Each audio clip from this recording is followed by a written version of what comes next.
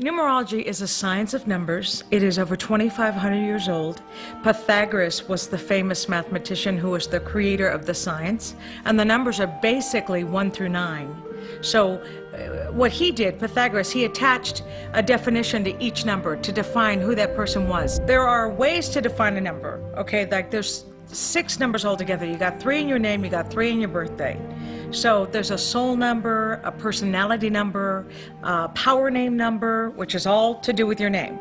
Now what people realize, you can always change your name, but you can never touch your birth date, and that's why it's so sacred. So what you get from your birth date is your life path number, which is the most important number in your numerology. It means if you don't fulfill that number, you will not be happy in this lifetime. And then the day you're born is significant, that number. It's called a birthday number. And then there's a thing called attitude number, which comes from your month and day. And you break it down. The numbers are still just 1 through 9. It is the placement of the number that determines how important it is in your life. The name you go by today is really important because it's the vibration you put out when you meet somebody. And by the way, most people realize when you meet somebody, you go, ooh, that person gave me a bad vibe. Or you meet someone else and say, oh, I love that person. I guarantee it's numbers. Because there's 3 types of numbers for you as a person. There's a compatible number, where you can agree to disagree. There's a natural match number, which is like a dream. It's like natural rapport, whatever you say, they just sort of get you. And then there's toxic. And a toxic number means no matter what you say, they don't understand what you're talking about.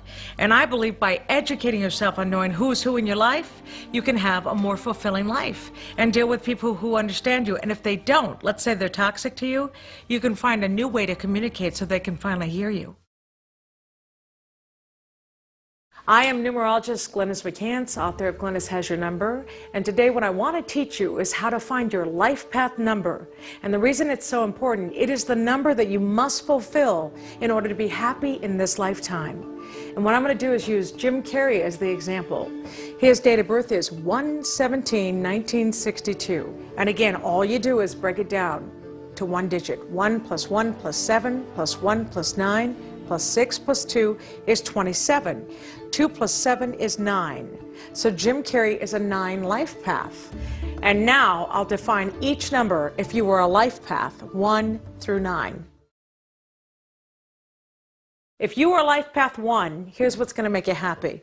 That you're number 1 at what you do. That you are respected. That people look up to. It's someone who's competitive. I find a lot of people in Hollywood do well that are 1s. Tom Hanks, Tom Cruise, Nicolas Cage, Tobey Maguire. A lot of people who do well in Hollywood are 1 life paths because of that competitive streak. The number 2, peacemaker, mediator, not looking for trouble. Basically, they're really good at social working, or if their friends are in trouble, they want to make it good again. The downside of a 2 is when they feel pushed against the wall, they will get angry. But when it's over, they feel worse than the person that got them upset. Like they feel bad. They don't, I'm a lover, not a fighter. That's the number 2. Number 3 is communication. Here to motivate and uplift others, but also natural comedian. Like all our top comedians have 3s in their chart. Jim Carrey, of course, does, but Bill Cosby, Robin Williams, Rosie O'Donnell. 3 is sense of humor and a need to express yourself. They also are natural counselors. 3s always give advice, whether you want it or not. If you're in trouble, a 3 wants to help, and they will communicate what's up. They also make good writers and performers. Number 4 is the next life path number. 4s seek knowledge. They really have a strong need to know. Oprah Winfrey is a great example. This is someone who not only does she learn something, but she's constantly teaching all of us. 4s cannot handle a liar. If someone lies to them, they will confront. They will not put up with it. If they're in a relationship and they've been deceived, if it happens behind their back, they're unforgiving. It's like they just have to let that person go. The number 5, which we talk about plenty in this DVD. 5 is never a dull moment, freedom, fun, adventure. They have to watch out through escaping, drugs, alcohol, geography, work, restless energy, party throwers. I think of them as major givers. Like when it comes to the any kind of party you go to, you could run numbers in the room. You're going to find the 5s are the ones who stay till the end of the night and maybe had 1 drink too many or have lots to say, but they love to celebrate life. And they're really good at giving, not as comfortable as receiving, because sometimes I wonder where you're coming from. And I call the 5 a natural detective. They dig for the truth, and they are Like when they travel and go look at the world, that's a good thing for them. And they shouldn't marry early because they often make the mistake and they will not stay where they feel stuck. It's like claustrophobia. It's better that they wait before they say I do, unless they pick a natural match.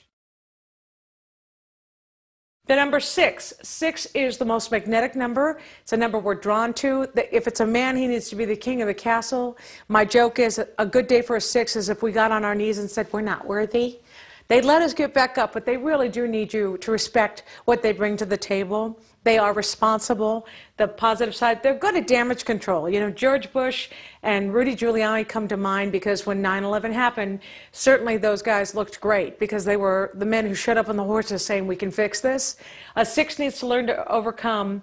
They have to learn to say, it's going good and I deserve it, because they're not used to smooth sailing.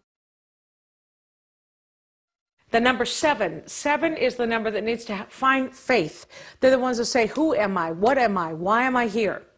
They are the observers of life, and sometimes they feel like they don't belong. That, by the way, is what makes them great writers, because they're wonderful observers. They also can be directors for the same reason. They like to see what's going on. But I always make the joke that if a spaceship showed up, they'd jump out and say, I'm going. I knew I didn't belong here. I mean, they'd be the first to get on that spaceship. So that's the number 7. 8s are here to master money. They have to find a way to feel financially stable. And they also have to learn to take advice. 8s have a hard time taking advice from other people. They feel like it must be their decision. So that's something they have to overcome. And they are drawn to quality. So it's not even about, you know, the line, he who dies with the most toys wins. That's the 8. And 8s have to have a lovely relationship with money. In other words, I meet one of 2 types. They're either filthy rich and the money's in the bank and they won't spend it, or money slips right through the fingers and they have nothing. So they've got to find a better relationship to have that financial security. And for those who have issues with money as an 8, they need to look at money as, if I had a lot of money, I could give it to charity if you want to. But the ones who put money down are miserable 8 life paths. So that's something they must overcome. The number 9. 9 is the highest number in numerology. It is the natural humanitarian. They do care about people. They can't help but worry about the world and where we're headed. And 9s must overcome their own scars. I have found statistically a lot of kids with the broken marriage, like the family that fell apart, their parents got divorced early on, or they were adopted, or they felt abandoned. Those are common issues with the number 9. The flip side of that is that the 9 feels incredibly responsible for their family, and they have to learn to have better boundaries, to not have people take advantage. Like, they would never say they need help. You know, the analogy would be they're in the water and they're drowning, but their head's bobbing up and down, and people are like, oh, he's having fun. It's like, no, he's drowning. So a 9 must communicate when they need help. So now you know your life path numbers 1 through 9. Well, what you need to understand is that we all fall into a category of 3 numbers, and I call it the natural match. Natural match is like heaven on earth. It's someone who understands you because they're already similar to who you are. As a matter of fact, even though you might be a 1 life path or a 5 or 7, you're going to find that there are traits. Like as a 1 life path, you're going to find some traits in the 5 and the 7 that are like you too, because it's a natural match. So for starters, 1, 5, 7 are the mind numbers. They're very cerebral. They never stop thinking. I always say these are idea people. It's common for them to be producers, directors, people behind the scenes, because they have lots of ideas, and they should work somehow where they're in charge of what they do, because they're not good under somebody else. They don't need people bossing them around. The 7 has a loner quality, so they need to kind of be in their own thing. Like, I would honestly say if I was the boss of a 1, a 5, or 7, I would leave them to their own devices and say, I trust you're going to do a good job, and that's when they will give me excellence. If I'm too critical or watch them too much, they rebel. 1, 5, 7. 2, 4, 8. These are business-minded numbers. So you have 4 and 8 are even, I'd say they're tougher, like Donald Trump, Martha Stewart. These are like shrewd business people. Bill Gates is a 4, Donald Trump's a 4, Martha Stewart's an 8. They work hard, but they're also workaholics. Like, it's almost like they can't make enough money, they can't do enough. That's, you might even say, the downside of that number. But you know what their biggest fear is? Financial security. They're just afraid that, what if I don't have enough, or what if I lose everything I have? So that's something they must overcome. The number 2 is a little more sensitive, like they have to do business but with a heart. So in other words, they're not just going to go for a job for the cold hard cash. Their heart is involved, so it's got to be something they really love doing. But yes, financial security is what the 2, 4, and 8 must master in this lifetime. 3, 6, 9, these are creative-minded numbers. 3 is communication, natural comedian. 6 is magnetic, we're drawn to them, they should be in charge of what they do. And 9 is the humanitarian. So creative-minded is 3, 6, 9, business-minded is 2, 4, 8, mind numbers, as in cerebral, 1, 5, 7, the idea people. Remember, there are 6 numbers that make up your chart, so you may find you have a piece of this in you. Like, yes, your life path might be a 3, but maybe you have a 1 in your soul, you have a 2 personality. See, that's why you want to study the numbers 1 through 9 to get the full picture of who you are. And what determines whether it matters or not is the placement of the number in your chart.